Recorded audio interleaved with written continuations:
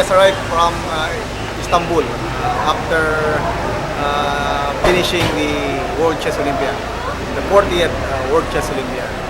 So, fortunately, sayang, dapat naka-top 10 tayo, but we came 21 first. Medyo na-break na rin ibang previous record, so talagang dapat top 10. But overall, sa category B ng lalaki, naka third place. Sa babae naman, medyo nag-improve ng isang slot. So,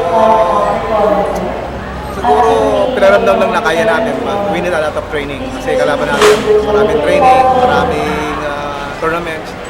So yun, pero kaya pala ng Pilipino. Kaya, muntik na. We just won the last round, top 10. O kaya tabla, top 10. Sa last 3 rounds, ang nagawa lang kasi isang tabla lang eh. Siguro kahit 1.5, nasa top 10. So, kung sa babae rin, last 2 rounds din, sayang. Na we almost there. Na kahit nga babae, kaya ng mga top 15 eh. O top 10 eh, yung last 3 rounds talaga. So, maraming salamat sa dasal at suporta nyo. At sana sa next time, kayong kasawang sumibay sa mga laro ng Pilipinas.